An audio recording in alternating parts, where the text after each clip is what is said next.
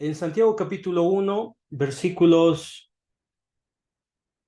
2 dice: hermanos míos, tened por sumo gozo cuando os halléis en diversas pruebas, sabiendo que la prueba de vuestra fe produce paciencia, mas tenga la paciencia su obra completa, para que seáis perfectos y cabales, sin que os falte cosa alguna. Estas palabras se dirigen a un grupo de judíos.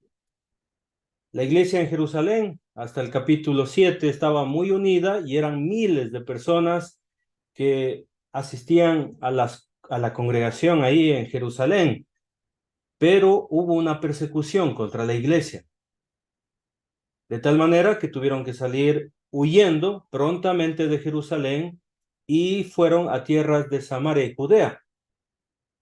Bueno, este grupo de hermanos rápidamente se estableció en diferentes ciudades y establecieron pronto ancianos. Por eso usted sabrá que en el libro de Santiago dice: si alguno está enfermo, llamen a los ancianos. Es muy interesante que ellos utilizan la palabra sinagoga cuando hablan de reunión, si alguno entra a la sinagoga en el texto original. Bueno, es interesante también cómo aborda el tema de las pruebas y las tribulaciones el, el predicador aquí. Y el predicador precisamente es un pastor de la iglesia en Jerusalén. Hablamos del hermano de Jesús, Santiago o Jacobo, y él les dice que deben gozarse en las diversas pruebas. Pero ¿por qué gozarse en las diversas pruebas? Porque conocemos, sabed, dice el texto, sabed. Es muy interesante también, hermanos queridos, que la gente de aquel tiempo estaba sufriendo el mismo hecho que están en otro lugar, otras ciudades, y a pesar de eso, que están en diversos lugares, ellos en esos lugares estaban sufriendo económicamente porque están recién llegados, están abriendo nuevas congregaciones, tienen problemas entre ellos. Y lo que está diciendo Santiago es, pues, las pruebas es un proceso de parte de Dios. Dios tiene un proceso cuando a nosotros nos hace pasar por pruebas, porque Él está probando precisamente nuestra fe. La palabra fe en el original significa confianza y fidelidad a Dios. Entonces, Dios prueba nuestra fe, nuestra confianza, nuestra fidelidad que le tenemos a Dios. Ahora, ¿qué produce esta prueba? Dice el texto bíblico que produce paciencia. Es decir, que usted continuamente, cuando está pasando por pruebas, produce paciencia. La palabra paciencia significa perseverancia y resistencia. Cada vez que usted es probado, usted se vuelve más perseverante, más resistente, tiene paciencia. Porque Dios, según el texto bíblico, pretende perfeccionarnos. Él quiere completarnos. Él quiere hacernos maduros. Amén.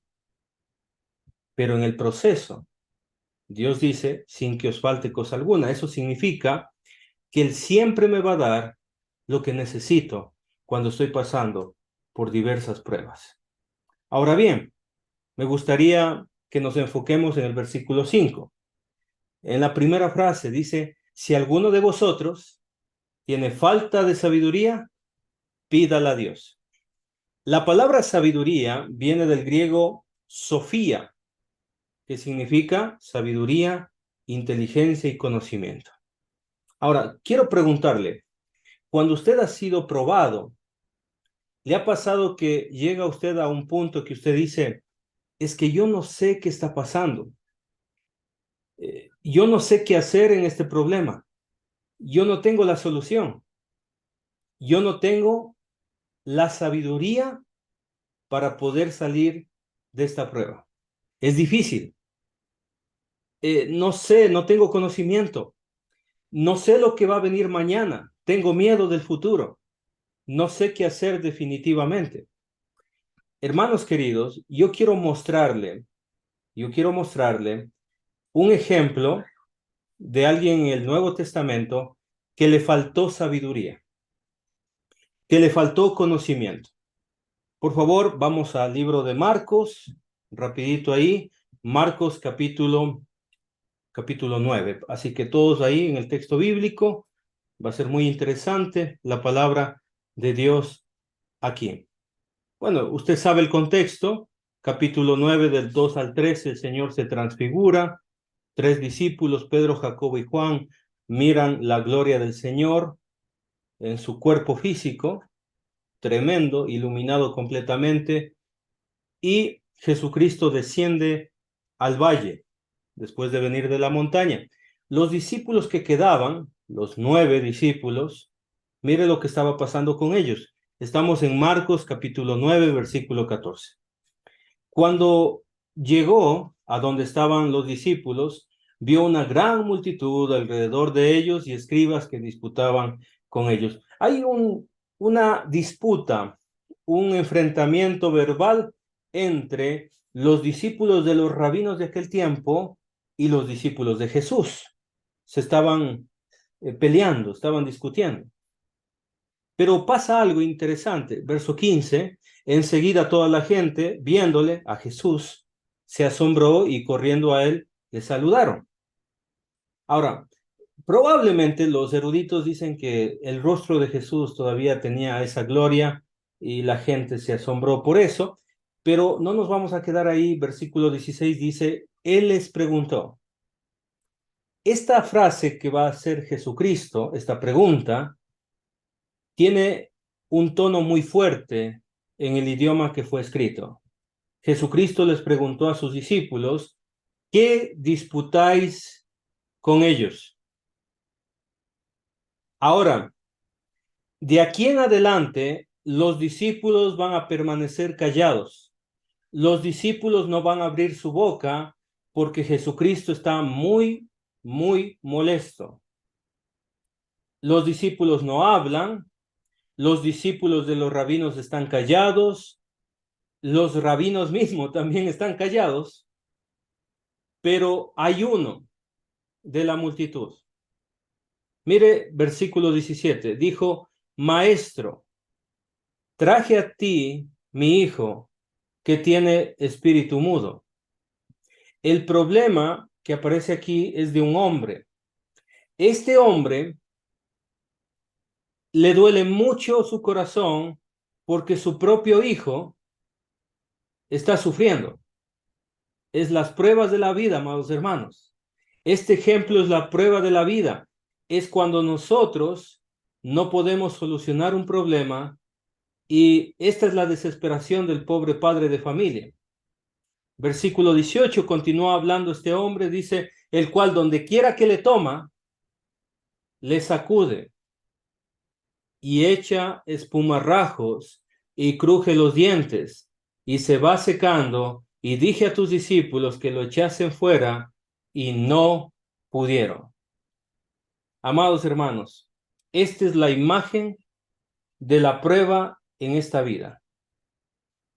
Esta es la imagen de la impotencia que podemos tener cuando estamos sufriendo tribulaciones en esta vida. Mira este padre de familia. Trae su hijo. Los discípulos de los rabinos no pudieron ayudarle. Los discípulos de Jesús tampoco pudieron ayudarle.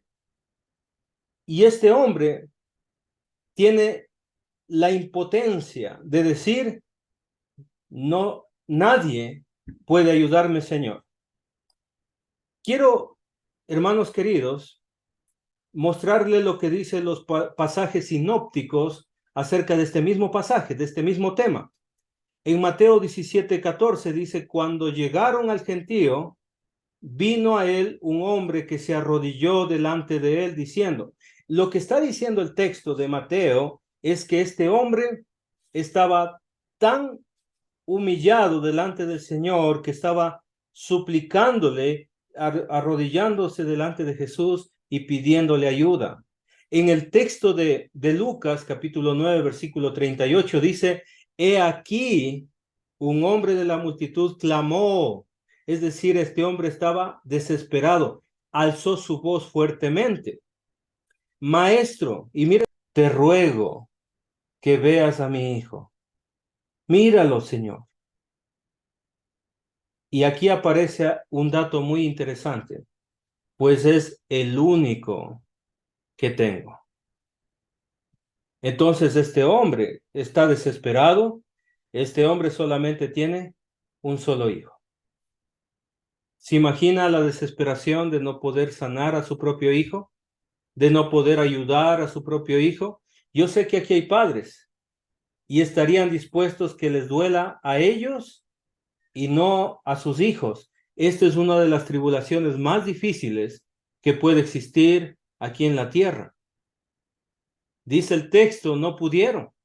Y es interesante que no pudieron porque ellos en realidad sí podían. Mire lo que dice Marcos, un poquito, unos versículos antes, Marcos capítulo 6, versículo 7. Después llamó a los 12 y comenzó a enviarlos de dos en dos. Y mira el texto lo que dice. Y les dio autoridad sobre los espíritus inmundos. Es decir, que ellos podían sacar espíritus inmundos. Mire lo que sucedió más adelante cuando ellos ya trabajaron en esto. Marcos capítulo 6, versículos 12 y 13.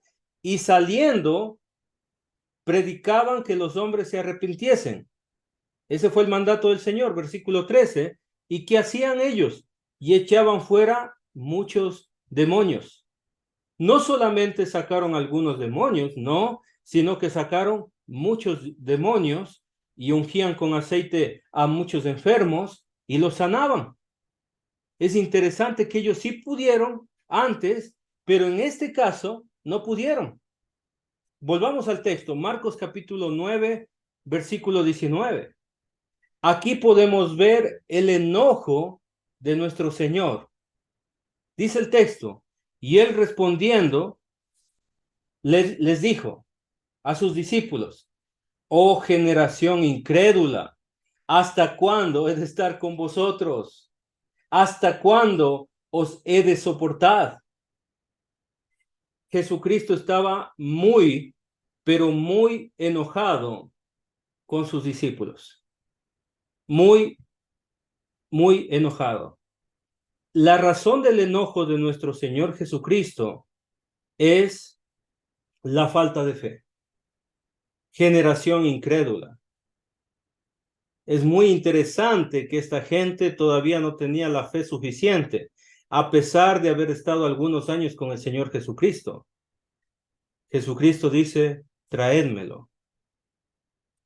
Hay algunas ocasiones que Jesucristo se pone muy, pero muy enojado. Solamente vamos a ver unas cuantas. Mire, Marcos capítulo 3, versículo 5. Jesucristo cuando está sanando al hombre de la mano seca, mire, dice el versículo 5, entonces mirándolos alrededor con enojo. Jesucristo se enoja, pero también se frustra con ellos, porque dice ahí, entristecido por la dureza de sus corazones, dijo al hombre, extiende tu mano, y él la extendió y la mano le fue restaurada sana. Entonces Jesucristo le decepciona, se entristece cuando la gente tiene falta de fe. Mire el capítulo 6, versículo 6. Dice el texto, y estaba asombrado de la incredulidad de ellos. ¿De quién? De la gente de Nazaret. Y recorría las aldeas de alrededor enseñando. Hermanos queridos, la incredulidad es una ofensa a Dios. El no creer en la palabra del Señor, el no tener fe en el poder de Dios, el no tener fe en las promesas de Dios es un insulto a la naturaleza del Señor. Esta gente estaba decepcionando al Señor Jesucristo.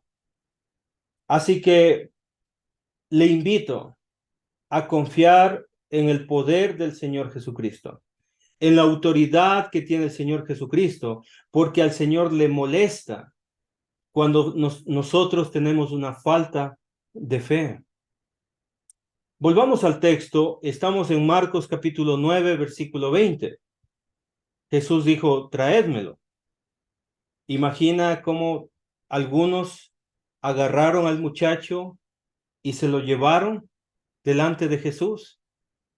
El niño estaba empolvado, desatendido, seco por lo que le estaba haciendo el demonio. Versículo 20. Y se lo trajeron, y cuando el espíritu vio a Jesús, mire lo que hace el espíritu. Sacudió con violencia al muchacho, quien cayendo a tierra se revolcaba echando espumarrajos. Me encanta la actitud del Señor Jesucristo, porque esa actitud nosotros debemos imitar. Satanás lo único que hace es hacer daño, si usted se da cuenta. Cuando caemos en manos de Satanás, Satanás va a actuar con violencia. Pero mire cómo actúa el Señor Jesucristo. Él sabe todo, Él conoce todo. Pero en el verso 21, Jesús se compadece del padre de familia y lo que hace Jesús es preguntar, ¿cuánto tiempo hace que suceda esto?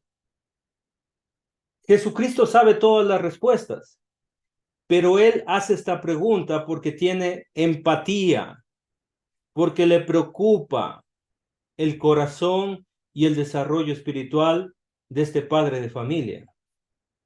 Cuando hace esta pregunta, y eso es lo que nosotros debemos hacer cuando alguien está sufriendo, debemos preguntar, debemos interesarnos. Cuando hace Jesús esta pregunta, el padre de familia va a abrir su corazón y va a decir lo siguiente: desde niño, y muchas veces le echan el fuego y en el agua para matarle. Pero si puedes hacer algo, ten misericordia de nosotros y ayúdanos.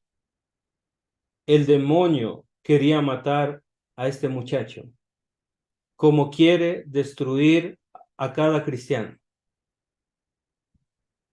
Este hombre está tremendamente sufriendo, pero no solo, porque usted se dio cuenta en el texto bíblico, dice, ten misericordia de nosotros, porque la mamá también estaba sufriendo, el niño estaba sufriendo, el papá estaba sufriendo y probablemente los abuelos, los tíos, la familia estaba sufriendo y este hombre está diciendo, Señor, ayúdanos, ten misericordia, compadécete de nosotros y ayúdanos, porque no sabemos qué hacer.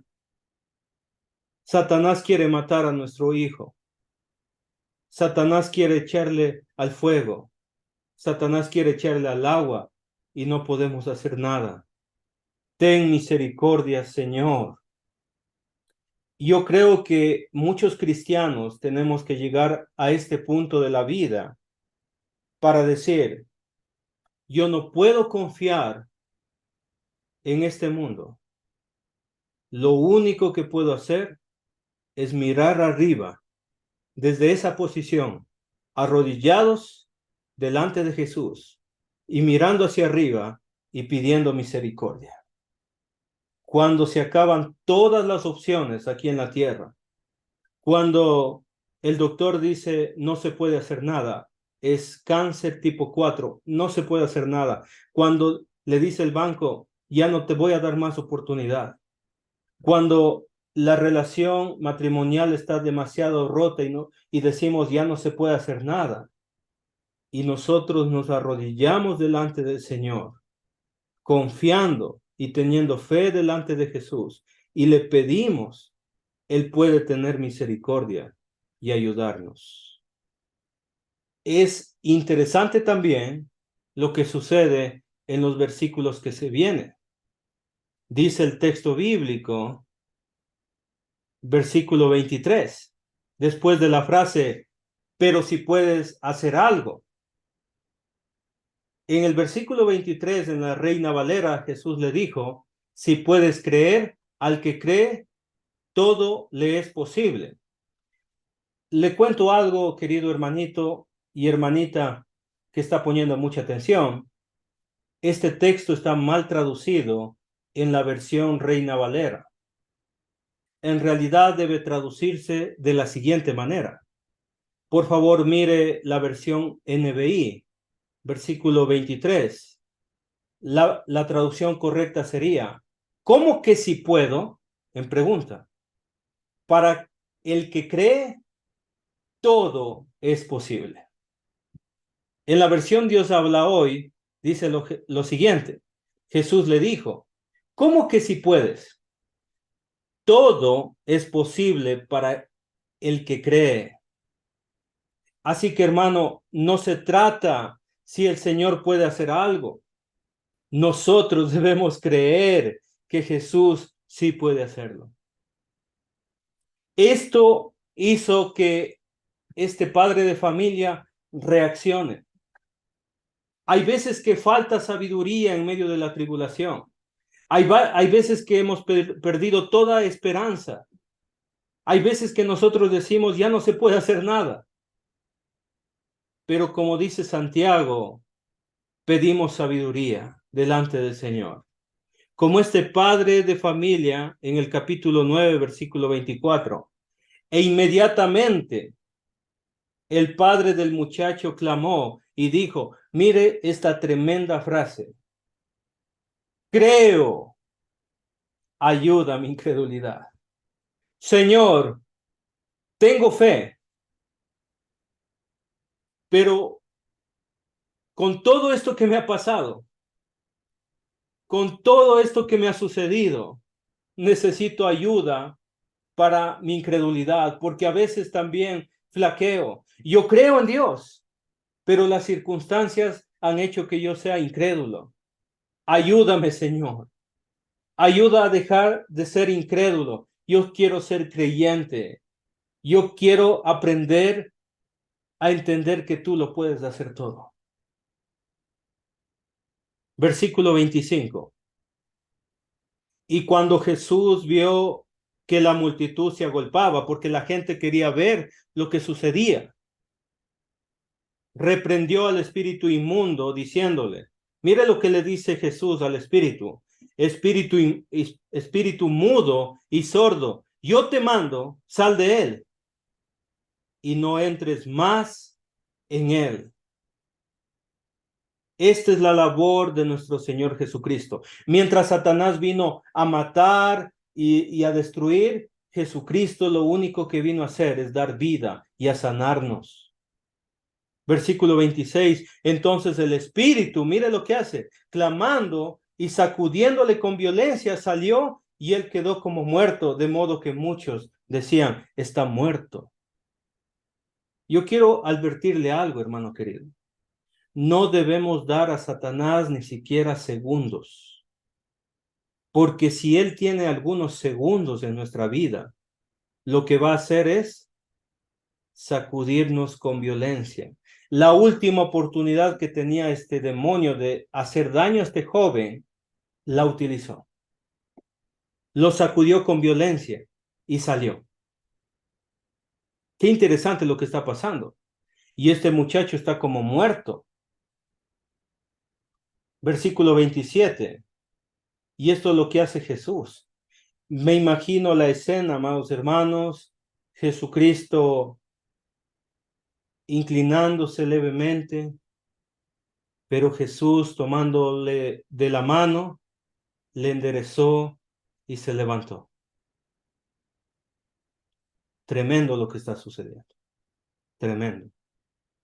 En el versículo 42 de Lucas 9, me gusta cómo describe Lucas este relato y dice, Lucas 9:42, y sanó al muchacho y se lo devolvió a su padre. Aquí está tu hijo por el que estaba sufriendo. Está sano. Porque Jesús, hermano querido, hermanita, se preocupa de nuestro sufrimiento. Él sabe cuáles son nuestras batallas. Y como dijo el pastor Raúl en su oración, acerquémonos pues confiadamente ante el trono de su gracia para alcanzar misericordia, y el oportuno socorro vendrá de parte de Jesús. La gracia del Señor vendrá a tiempo, hermanos queridos. Termina Lucas diciendo en el versículo 43, y todos se admiraban de la grandeza de Dios. Es interesante. Para que estudie los versículos 28, 29 de Marcos, ahí les dice cómo sacar ese tipo de demonios. Ahora bien, amados hermanos, si alguno tiene falta de sabiduría, pídala a Dios, el cual da abundantemente y sin reproche, y le será dada, dice el texto bíblico. Así que en esta noche quiero animarles a ustedes, amados hermanos, a confiar en el Señor Jesucristo. Van a estar difíciles las pruebas, es una garantía. Dios nos va a dar lo que necesitamos, pero Él quiere que nosotros oremos. Él quiere que nosotros pidamos sabiduría. Y si pedimos sabiduría, y si decimos, Señor, ayúdeme, quiero tener más fe, ayúdeme, Señor.